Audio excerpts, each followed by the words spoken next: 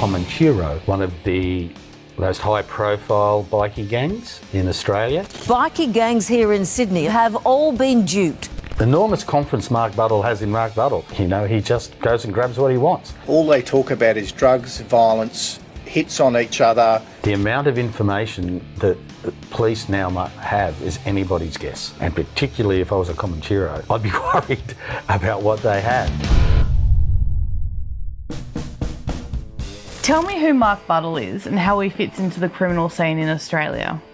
Mark Buddle is a Maroubra boy from Housing Commission who became a member of a Comanchero at an early age, and he's now risen to be what he calls the commander of the Comanchero. That's been over the last decade or so, his rise in the club. What kind of power does that give him? Complete control of what's considered probably one of the most high-profile bikie gangs in Australia, but he has left. He left here in 2016.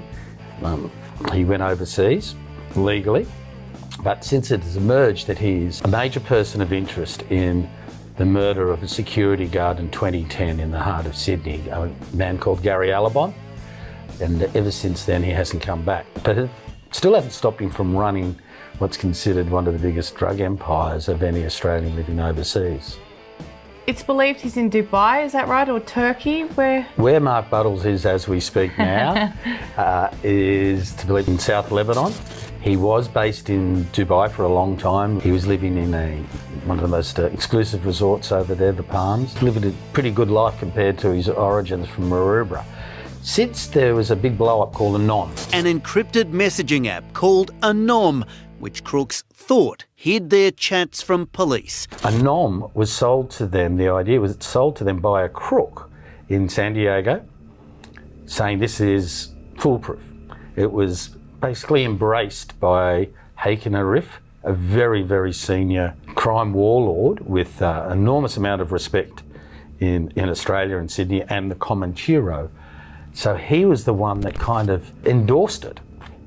Unbeknownst, every one of those messages that they were communicating was being captured by the FBI and the Australian Federal Police. The app was created by the FBI, and for 3 years, Australian police have been monitoring every word. They were talking freely about drug deals, about hits on people. Yes, the amount of information that the police now might have is anybody's guess. And particularly if I was a Comanchero, I'd be worried about what they have. And as I said, we've seen arrests of quite a few of their members. The Federal Police and the FBI have captured a lot of communications between well-known criminal networks around the world, but particularly Australians. So there are a number of others that have been arrested because of that evidence. A lot of them are Comanchero. So there is a big problem there now. Mark Buddle is still running the club from wherever he is. The Sydney commanders, there's been about 4, but in the last few years, the Comanchero bikie gang is under the spotlight of New South Wales Police because of information being given from the Anom, because a number of the leaders have gone overseas, so they're considered a little bit weakened. Mark Buddle's somewhere in the world, but not in Australia, somewhere in the Middle East, we can assume. Yeah. And you know, and until recently, we know he's been living the high life. I'd seen stories, I think, written by you that were describing him kind of hopping between Greek islands and chartering, you know, private jets to go to the Super Bowl. He's having a great time. Clearly that his lifestyle is being funded from somewhere. How is he managing to control Australian criminal networks from so far away? How's it kind of working from what you know? I mean, there's fear and fortune, and he has both. People are scared of him, and he also has lots of money, and he does pay. Mark Buddles has always had a very loyal base of enforcers or of people willing to do whatever he would like. And it wasn't long ago that Mark Buddle sent a message out about a mafia-style kind of arrangement he was looking to introduce called the Commission. Can you tell me about that? He sent a message out again on an encrypted device that went around to most of the criminal in Australia, the whole network, basically saying he had appointed himself as the head of the Commission, where he would basically put a tax on any importation of any drug arriving in Australia, particularly in Sydney. For that, he wasn't just going to take the money. He said he would ensure that there would be safe passage, that people would be able to distribute their drugs safely.